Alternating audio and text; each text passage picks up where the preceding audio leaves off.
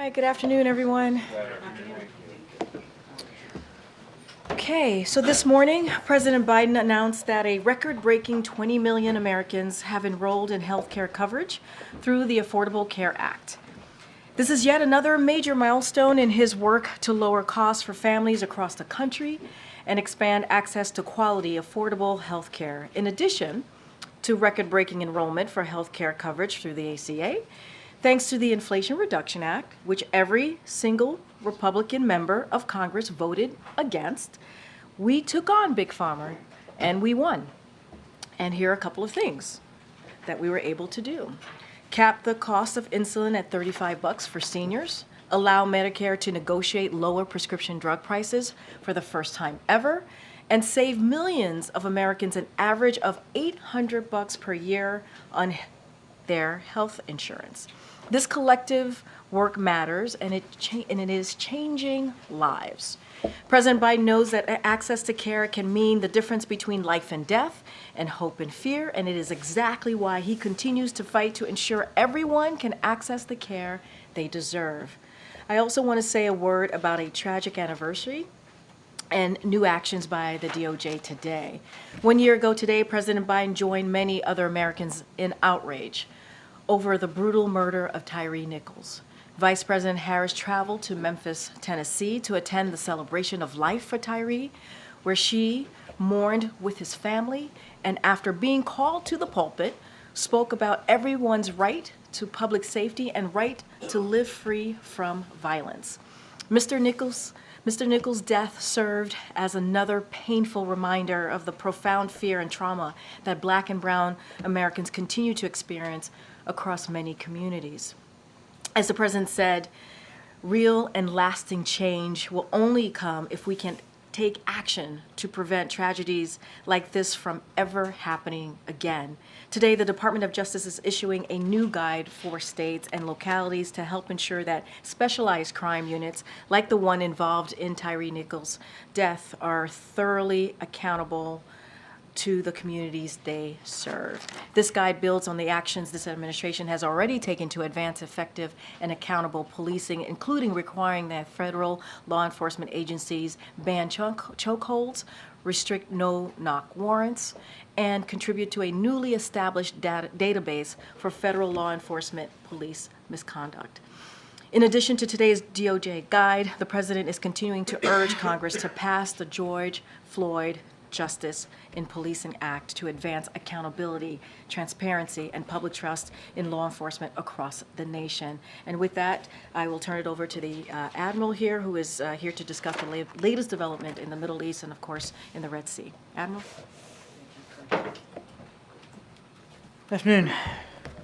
As you saw from Central Command yesterday, Iran-backed Houthis launched a complex attack of one-way attack drones, anti-ship cruise missiles, and an anti-ship ballistic missile into the Red Sea. Yesterday afternoon, President Biden was briefed by his national security team, and that included the National Security Advisor Jake Sullivan, Secretary Austin, Chairman of the Joint Chiefs General Brown, and Secretary Blinken, all on the latest developments in Israel and in Gaza, but also, of course, these attacks by the Houthis in the Red Sea.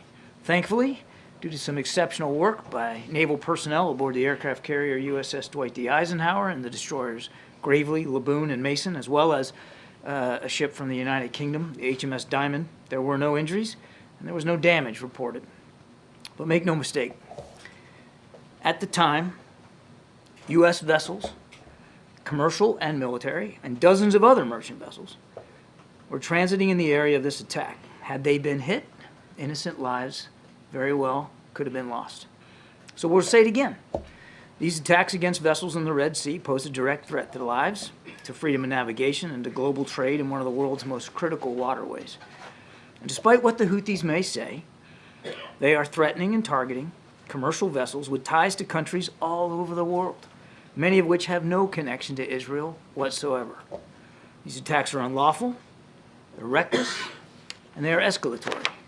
The United States has built an international naval coalition of more than 20 countries that are countering these attacks and protecting international commerce through what we now call Operation Prosperity Guardian, and that's what you saw happen yesterday. Unfortunately, that operation is required, and you could see the results yesterday. the need for those military capabilities. We've issued new sanctions on individuals and entities that are facilitating the Houthi attacks, and we're working closely with the UN Security Council members to pass a resolution to show international solidarity on this critical issue. The text of that resolution, which will likely be voted on later today, unequivocally demands that the Houthis cease these attacks. It also underscores the Security Council's support for navigational rights and stresses that the transit passage of merchant and commercial vessels through the Red Sea must be able to continue unimpeded. And earlier this month, as you saw, 14 countries, including the United States, delivered the clearest warning yet to the Houthis, making it clear that they will, and I quote, bear the responsibility for consequences should they continue to threaten lives, the global economy, or the free flow of commerce in the region's critical waterways. The United States does not seek conflict. We do, however, seek the safe and secure passage of international commerce through the Red Sea, and we're going to continue to coordinate and consult closely with our allies and partners about the appropriate next steps should these attacks continue. Thank you.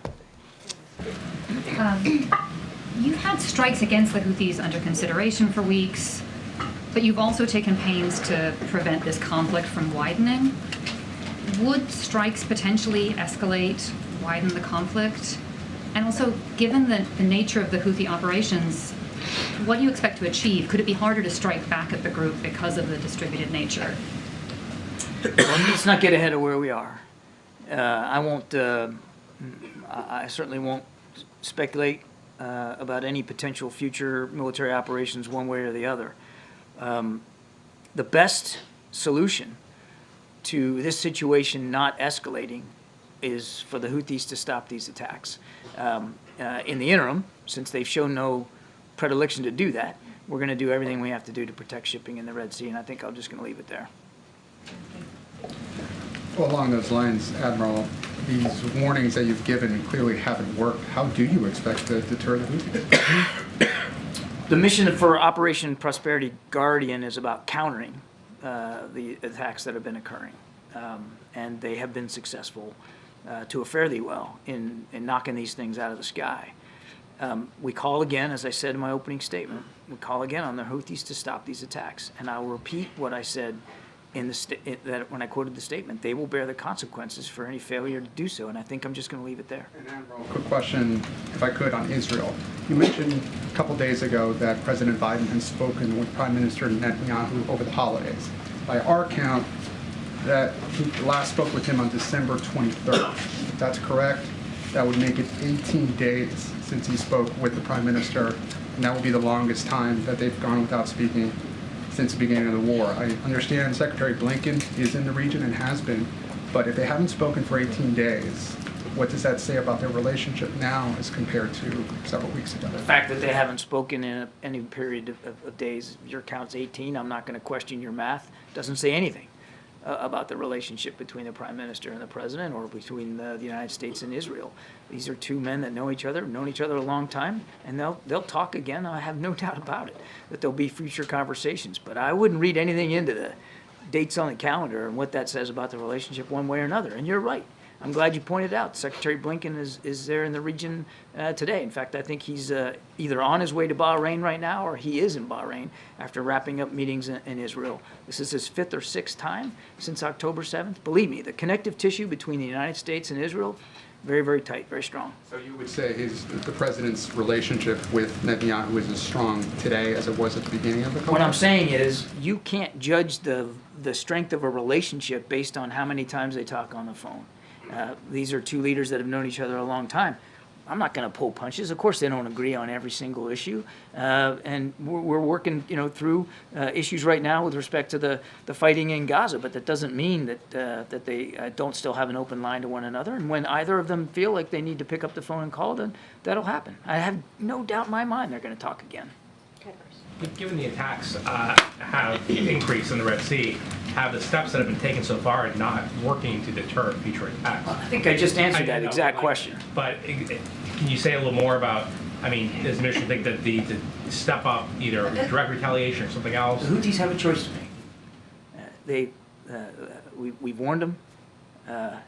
We put ships in the Red Sea. They've got a choice to make, and the right choice is to stop these attacks. And as I said, again, I'll say it 3 times now, they'll bear the consequences for failure to do so. And another question is, the AP has obtained some videotape of shooting in the West Bank, some Israeli soldiers apparently shooting some Palestinians allegedly without provocation. Has the administration aware of this, the shooting, and also what concerns you have about kind of some of the violence that you've seen in the West Bank and how that could escalate the conflict?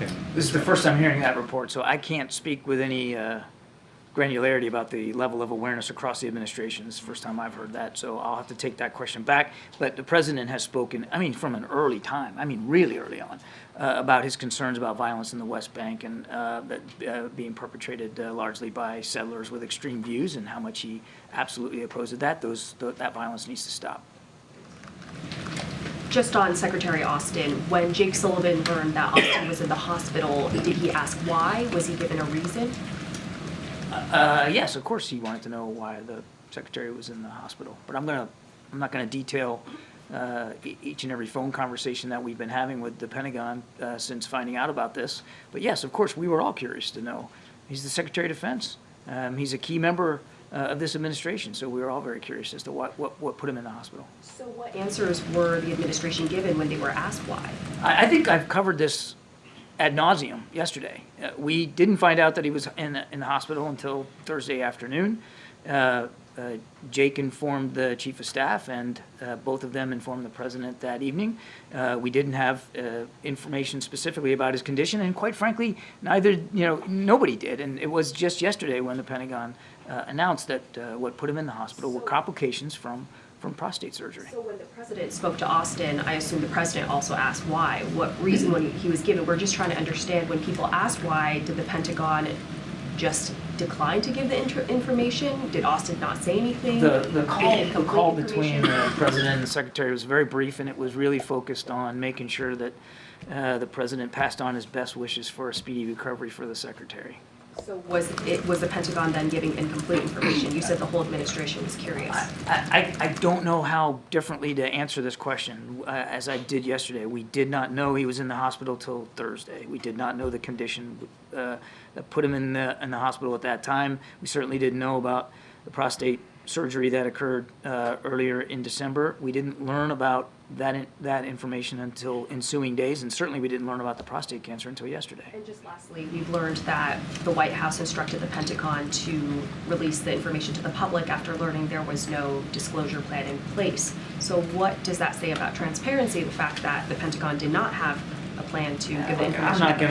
I'm not going to address individual press reports. Look, making a public statement about what the secretary's condition was and the fact that he was in the hospital obviously made eminent sense, and I'll let the Pentagon speak to their process when it came to doing that. On the security situation in Latin America, saw the statement from National Security Advisor Sullivan saying you're committed to supporting Ecuadorian security and prosperity and bolstering cooperation with partners to ensure perpetrators are brought to justice. What is the U.S. position on Ecuador and other Latin American countries using kind of extrajudicial measures, states of emergency, in order to deal with these gangs?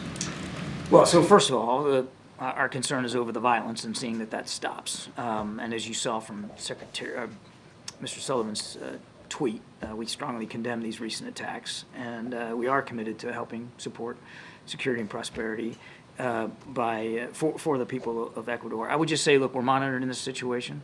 We're willing to take concrete steps to improve our cooperation with the government of Ecuador as they begin to deal with the violence and the stressors on the population that this violence has occurred, and I think I'll just leave it at that. What kind of support are you providing to them, or are you willing to provide? We haven't had a specific conversation about exactly what that would mean, but I would walk you away from any consideration of U.S. military troops or anything like that. There's no plans for that, and we ought to just kill that right now. But certainly we were willing to talk with the government of Ecuador about what they might need. It could be maybe some investigative help, that kind of thing. But that's sort of what the lane is right now. John, last week the administration said that it was issuing its last warning to the Houthis. So are we about to see a different response from the U.S.? I'm just not going to speculate one way or another about next steps. As I said, we're consulting with our allies and partners about what the next steps might be. Again, the Houthis have a choice to make here, MJ. We have made it eminently clear, as our allies and partners have, that these attacks have to stop. But just given that the administration specifically said last week that the warning last week was the last warning from the U.S., can you at least say whether we should expect to see something different coming from the U.S.? No, I cannot say that. And I'm not going to telegraph punches one way or the other. Thank you, Karine, and thank you, John. Happy New Year, really. I have two questions, and Russia and North Korea and Hamas. First question, the Israeli government recently showed evidence to the media that North Korea provided weapons to Hamas. Hamas attacked Israel using North Korea weapons. Meanwhile, all the families harmed by Hamas are preparing legal actions to hold North Korea accountable. What is the United States' assessment of this? And the second question, Russian President Putin pointed out the risk of conflict on the Korean Peninsula this year, and North Korea continues to fire artillery fire at South Korea. Do you think military cooperation between Russia and North Korea will actually have an impact on South Korea? So on your first question, I haven't seen any indications, I'm not aware of any indications that there's been some sort of cooperation militarily between Hamas and North Korea. I just don't have anything to verify that. We have talked a long time about the relationship between Russia and the DPRK and the way that Russia finds ways to evade sanctions and to continue to do business with North Korea, and they have at least expressed publicly some sort of interest in sharing goals and objectives in the region. We're watching this very, very closely. I won't speculate about the degree to which that we're seeing tangible evidence that North Korea is somehow benefiting militarily from this. We do know, without question, because I've said it many times, that certainly Russia is benefiting militarily by the purchase of North Korean ballistic missiles, which we detailed again were used in subsequent strikes in Ukraine, as well as the delivery of artillery shells. Thanks, Karine. John, just quickly back on Ecuador. Do you have a message for Americans who are in the country about the security situation? And secondly, is there a concern that the crisis there will further aggravate the flow of migrants to the U.S. southern border? I think too soon to know the answer to your second question. Obviously, that's something we're going to watch and monitor. I don't want to step on the State Department, but in general, our message to Americans that are in Ecuador is to please stay vigilant. Please avoid areas where you either see or feel or perhaps anticipate that there could be violence, to stay clear of that. And then, of course, stay in touch. If you haven't logged on and gotten the app from the State Department where you can get notifications, you ought to do that, because I'm sure the State Department and the embassy there will do everything they can to keep people informed.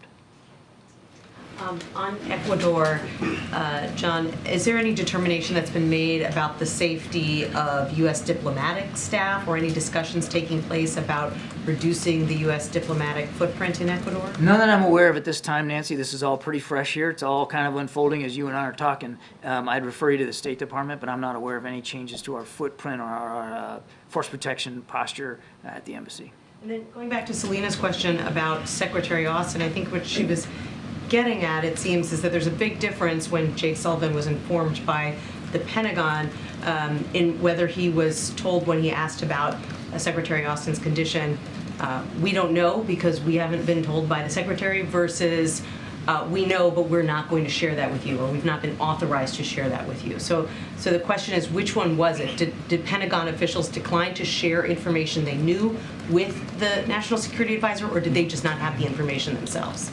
I would put it this way. Once we found out he was in the hospital, we certainly asked all the questions you would think we would ask to try to ascertain his condition.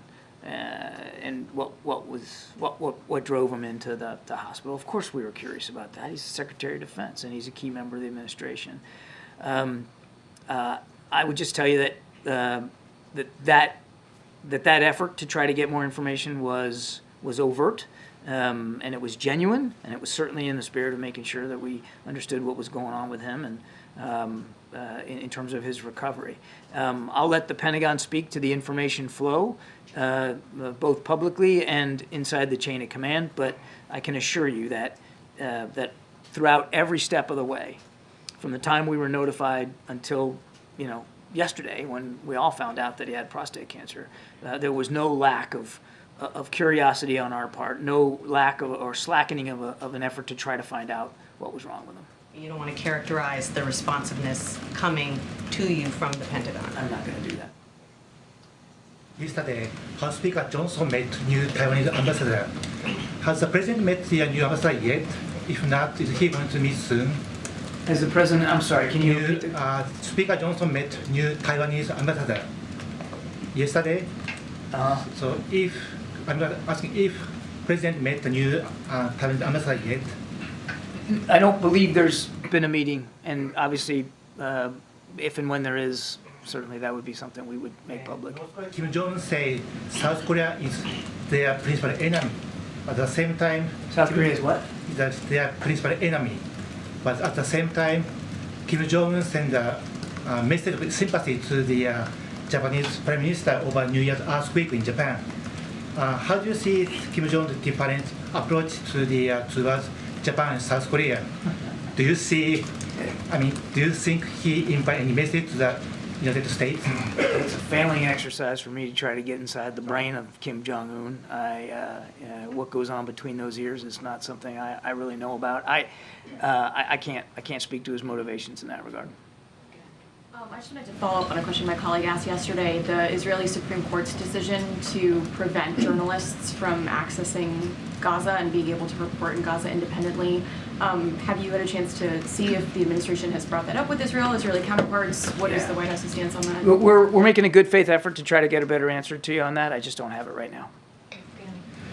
Thanks, Karine. Thanks, Admiral. You mentioned that Secretary Austin was part of the team briefing the president yesterday on the Houthis. I just wanted to ask you if you're confident that Secretary Austin is up to speed and fully au fait with all the with the decisions regarding possible action against the Houthis. Yes. Thank you. Two questions. One on Gaza. The administration authorized an assessment led by the UN to see if civilians can go back to northern Gaza. Would you ask the Israelis or the UN in this case to do another assessment of how weapons are used, especially against civilians and also against journalists? We have unprecedented number of journalists who've been killed. Yesterday you said that maybe they were caught in crossfire, but human rights organizations said some of these journalists were targeted. So would you ask for an assessment similar to the one that you authorized? We obviously don't want to see any innocent lives lost. We don't want to see any innocent lives, any innocent people wounded. Of course, includes journalists. They have every right to be there to cover this conflict, and we want to see their presence fully respected and for them to be as protected as possible in a war zone. There should be no targeting of journalists. There should be no targeting of individual civilians, and we're going to continue to have those conversations with our Israeli counterparts, as Secretary Blinken did just yesterday. And as you know, you dismissed a few days ago the case that brought by South Africa against Israel at the ICJ. Did you read the indictment? And if you did, do you believe that cutting off water, electricity, and fuel on a civilian population does not constitute a war crime by itself, nothing else? Yes, I read the indictment, and as I said, and we stand by what we said about this. We find it without merit. We find it counterproductive, and I'll leave it there. So since the start of the Biden administration, have there been other cabinet secretaries who've not been able to perform their duties but have actually informed the White House? I don't have that kind of detail for you here today. I wouldn't, there'd be no way for me to have that information. Thank you, Karine. Thank you, Karine, and thank you, John. two questions on Bangladesh, if I may. The one-sided election in Bangladesh has concluded, drawing global criticism for its crackdown on opposition. The Guardian characterized the election as overshadowed by a ruthless crackdown on opposition, and the Wall Street Journal stated, Bangladesh shows the limits of Biden's democracy promotion.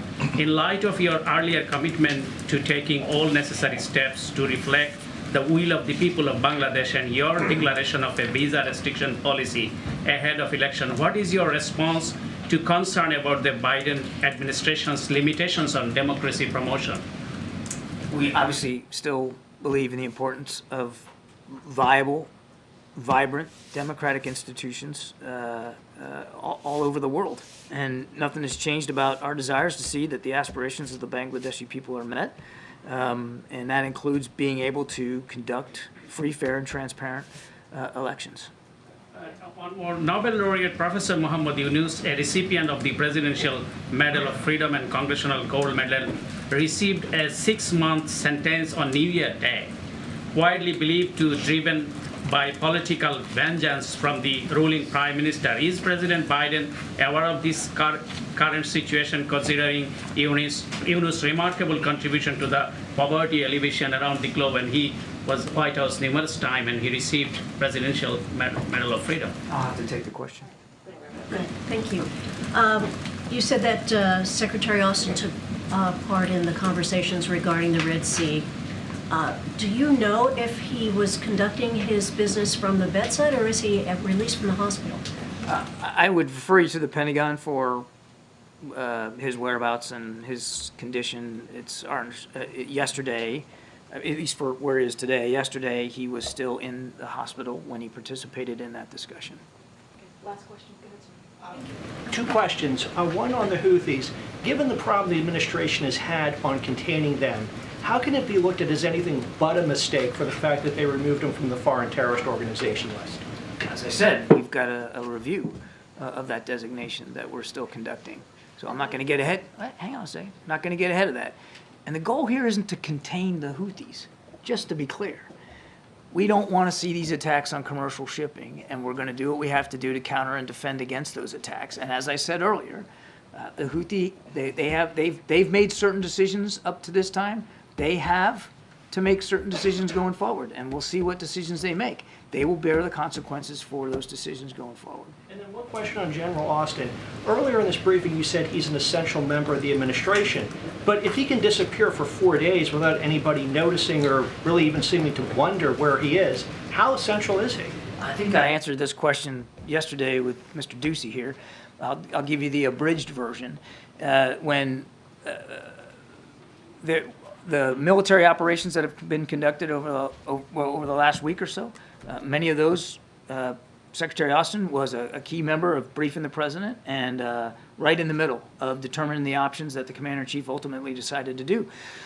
We were able to continue to counter Houthi threats in the Red Sea. We were able to take out a senior militia commander in Iraq, all based on the advice and counsel that Secretary Austin delivered. It is not uncommon on any given day here in D.C.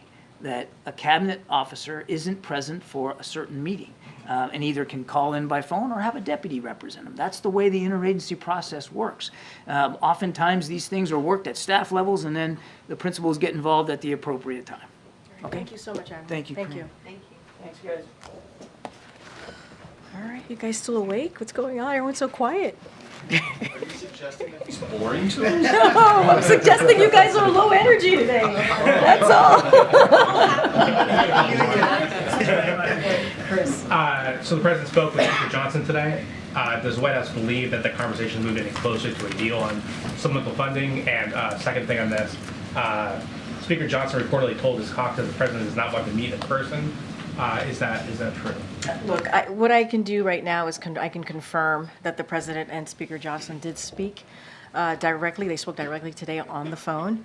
I don't have any more details to provide. I can say this. I'll add, actually, one more thing is that the president believed that a call was the most expedient option today.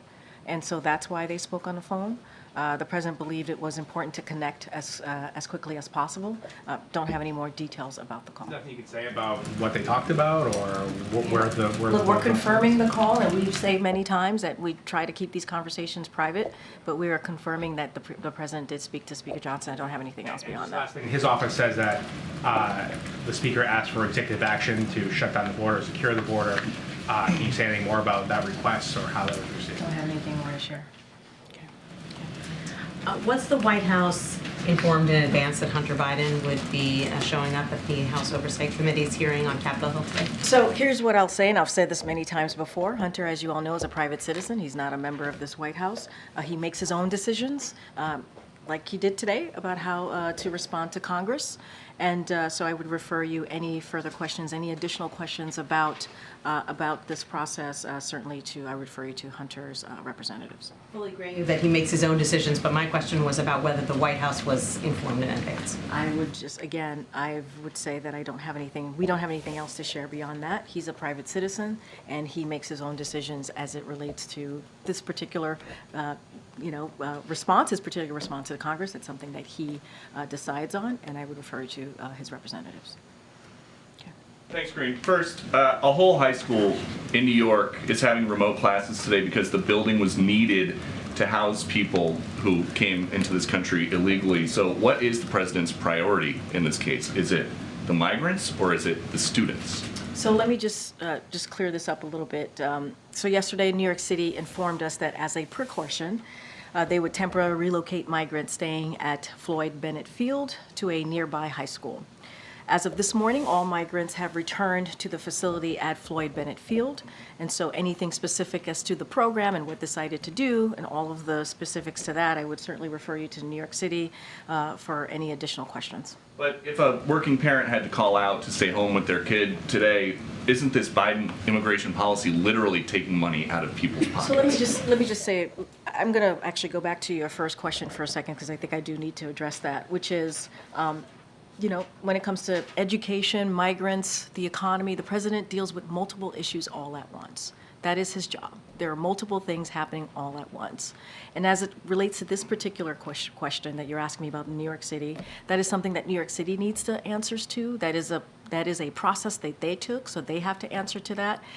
And as it relates to migrants and what's happening at the border, look, the president has taken this issue very seriously by making sure that on his first day, which is almost 3 years, it'll be a couple weeks, it'll be 3 years ago, that he put forward a comprehensive immigration legislation to deal with what's happening with the immigration process, obviously, and also the border. And this is an issue that's been going on for decades. The system has been broken for decades, and the president is the one who has taken action to deal with this while House Republicans do not. They get in the way. And Hunter Biden on Capitol Hill today. How big of a headache is that for you? Hunter Biden is a private citizen. He is not a member of the White House, as you know, and I just don't have anything else to share. But the last time he was on the Hill, he said the president was certainly familiar with what his son was going to say. I did say that, and here's So and what I'm saying today. That President Biden does not help him with his business deals, but he does help him skirt congressional subpoenas? That is not even true. That is a jump that is incredibly I will say to you, I am helping you out. What the president knew. I'm helping you out. I don't have anything else to share. Go ahead. Thanks. When is the president's next physical scheduled? Last year it was in February.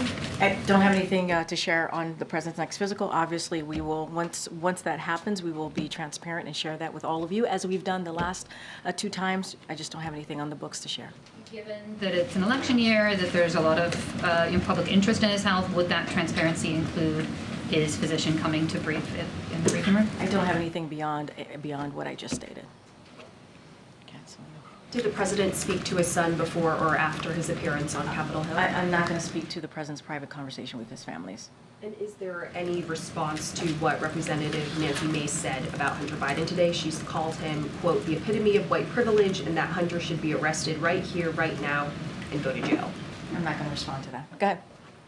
Thanks, Karine.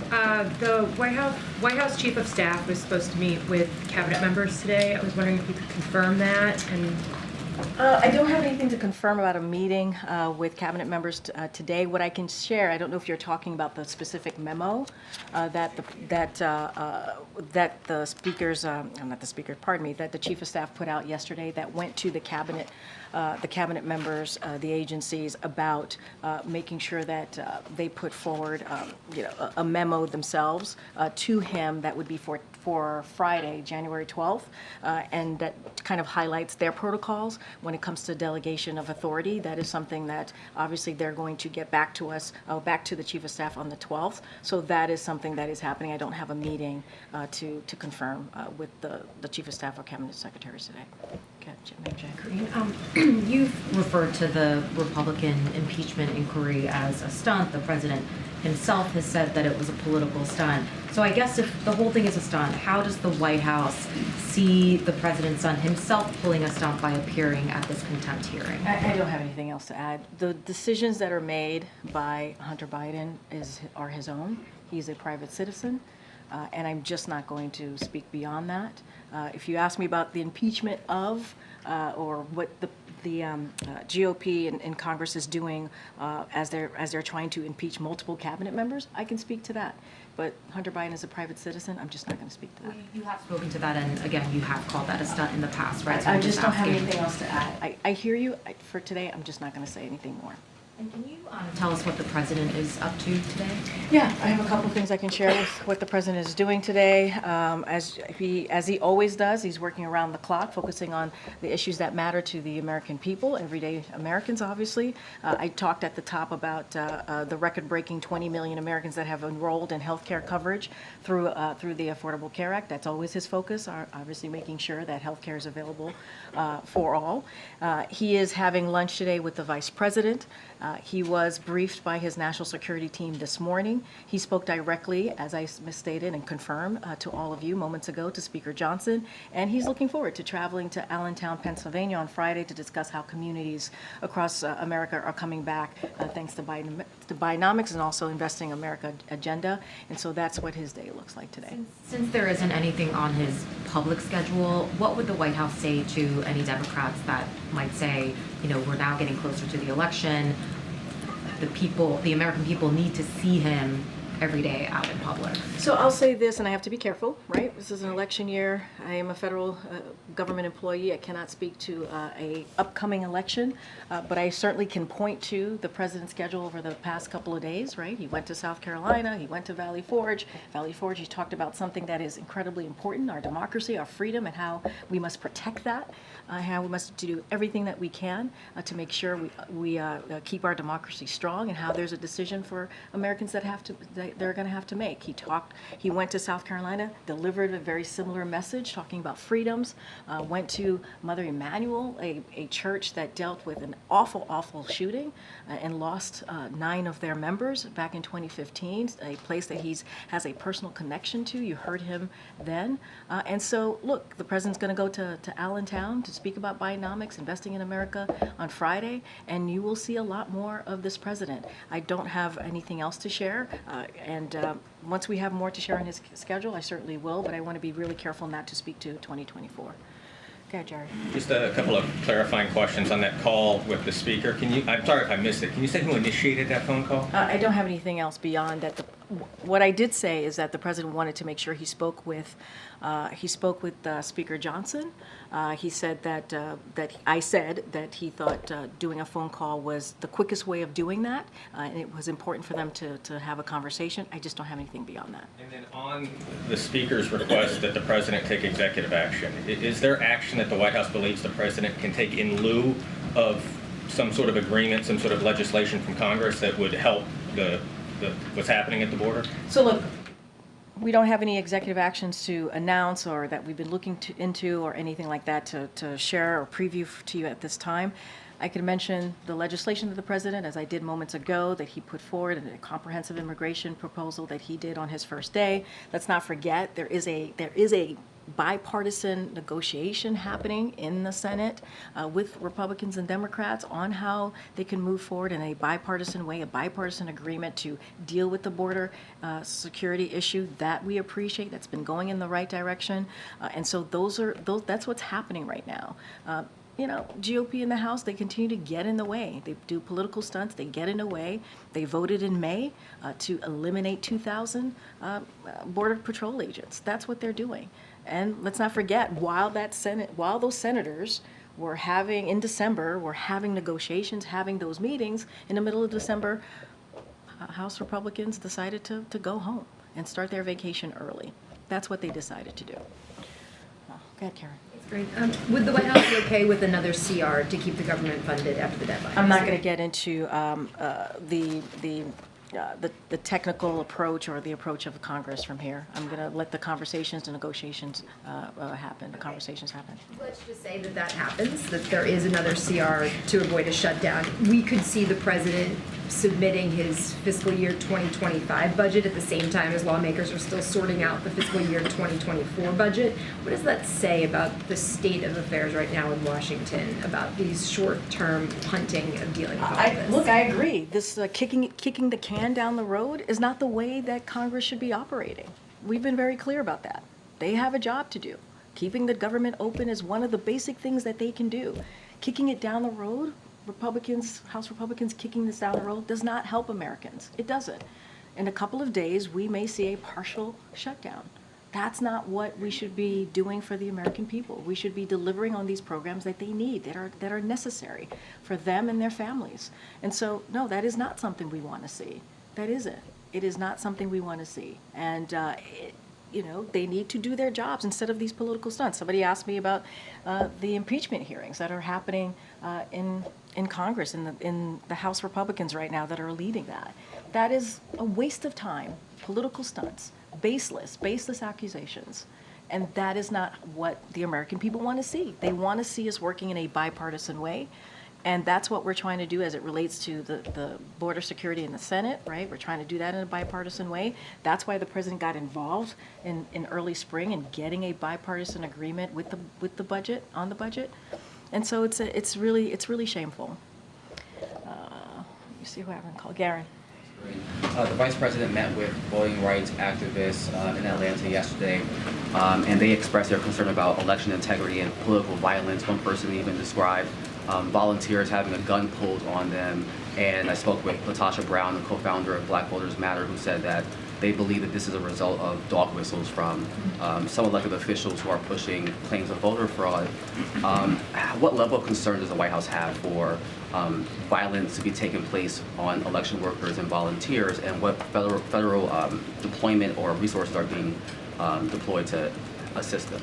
So a couple of things in response to the sharp increase in threats of violence to election workers following the 2020 election cycle. In June of 2021, Justice Department created the Election Threats Task Force to investigate and prosecute those who target election workers. And yesterday, the DOJ actually released information highlighting the work its civil rights, criminal justice, and national security divisions are doing to enforce civil rights protections, enforce criminal statutes, prohibiting voter intimidation, and prevent malign influence in our elections. Any threats of violence towards election workers and other attempts to undermine our democratic process and make it harder to vote are unacceptable. And of course, this administration is going to use every tool at its disposal to protect the sacred right to vote and defend our democracy. That is something that you've heard from the president, not only in Valley Forge recently, but also many times during the past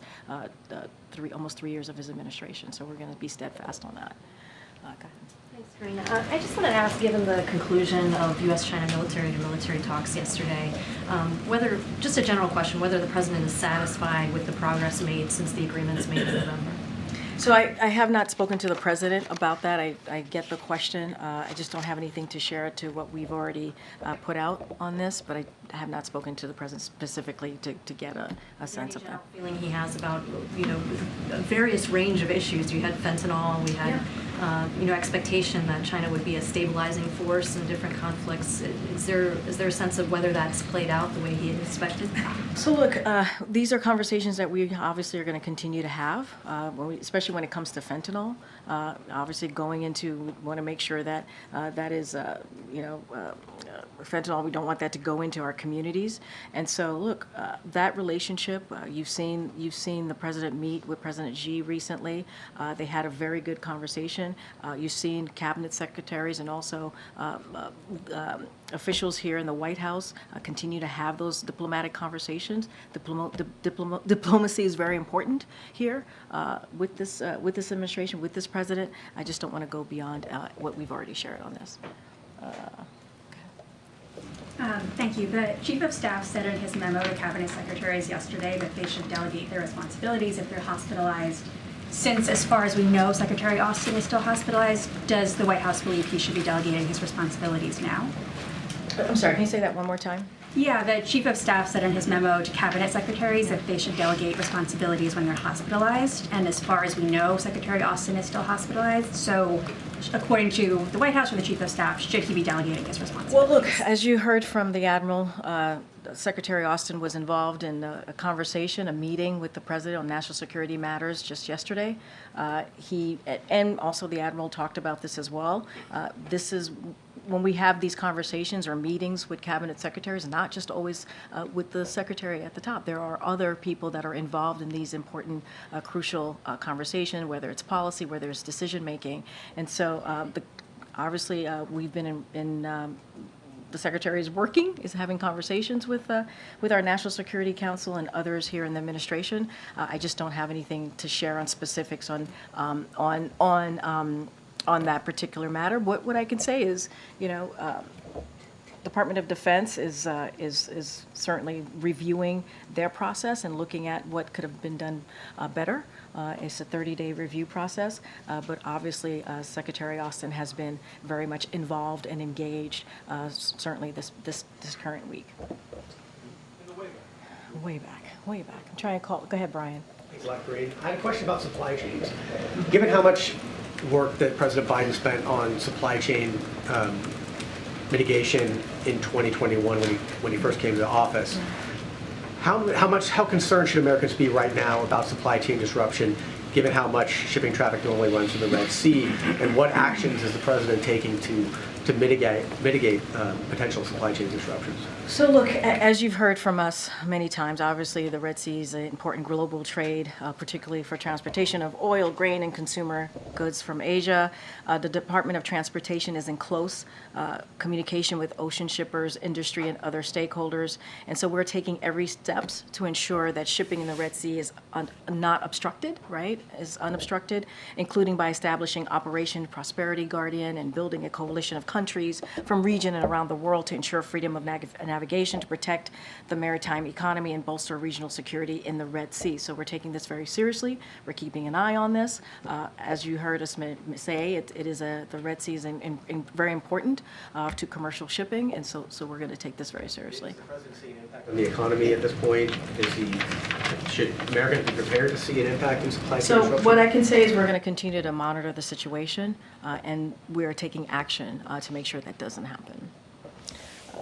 Got it in the middle. Thanks, Karine. The president announced earlier this week that part of her portfolio is doing implementing all of these pieces of legislation, historic pieces of legislation that we've been able to get through Congress. I don't have anything beyond whatever he's going to do after that. I certainly will leave that to Mitch Landrieu, but that's how his portfolio is being taken care of from here. Is the White House preparing for any other staffing departures as the campaign ramps up? I don't have anything to announce from here. Okay.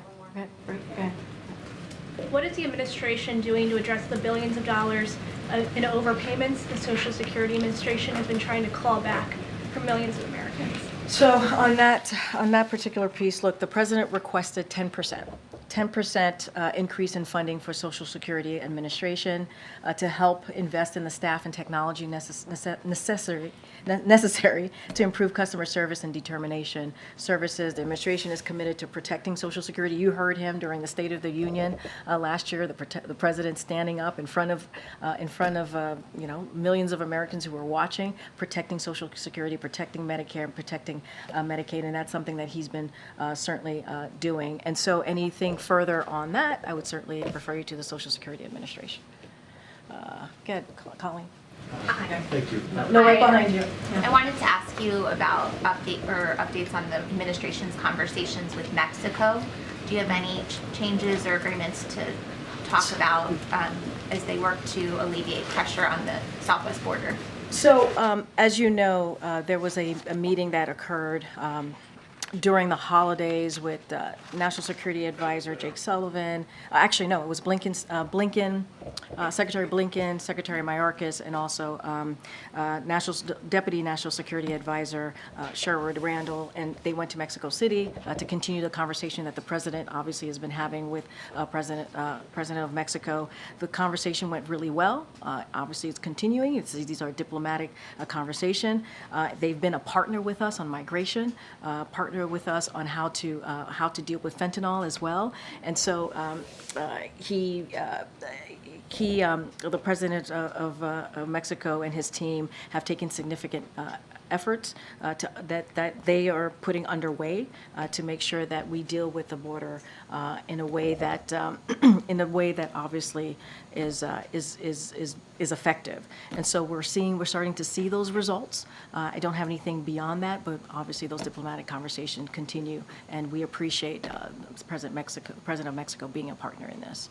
By results. So we have seen results in the migration of migrants, right? We've seen a decrease because of the actions that President of Mexico has taken. And so, again, because of these diplomatic conversations, they have been effective. We see them as being effective. Go ahead, Andrew. Thank you. Two questions. First, the former president, President Trump, yesterday warned that there would be bedlam in this country if the case against him affects the election results in November. Without speaking to the former president himself, because I know you're covered by the Hatch Act, is the administration tracking the possibility of potential violence around the time of any trial date that he might have? Is that something that's being prepared for? And then I have another question. So I have to say this, I can't comment on anything that is related to 2024 as a federal government employee. What I will say is President Biden has always been absolutely clear when it comes to this. Political violence has no place whatsoever in America. It just has. But there are a couple more things I want to say. So leaders need to put their country first. They need to put the safety of American people and respect for the rule of law above themselves, like President Biden does every day. And there's no one who would even imagine Joe Biden being afraid to condemn violence, right? This is something, again, that we've done pretty often here, unfortunately, that we've had to do this in the last 3 years.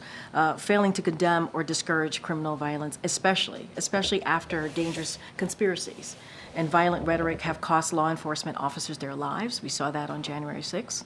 Officers lost their lives and resulted in gut-wrenching assaults like the attack on Paul Pelosi is horrific. It's horrifying. And if you are a leader in this country, you need to put this country first. You need to put the safety of the American people first. That's what leaders do. Thank you. And on Hunter Biden, I understand he is a private citizen. He is not a member of the administration. He is, however, a member of the president's family. So could you tell us if he stayed at the White House in the residence last night? I don't have anything else to share. I think it's... What, last one, back there. Without getting into the specific case that you've said that you wouldn't or couldn't or shouldn't, the question about presidential immunity, the idea that a president should be immune from prosecution, not about any specifics. What does the president think about that? Because, for example, in a courtroom yesterday, a judge opined that a president might be able to have a rival assassinated by SEAL Team 6. I'm assuming the president Biden does not agree with that idea. What are his thoughts on immunity generally? Look, I'm going to be very careful because it is connected to what a former president said, and it is an ongoing case. Just not going to comment on a legal case or make statements that may impact the ongoing case. So, going to refer you to the Department of Justice of any specific questions you may have on that. Just going to be very careful from here.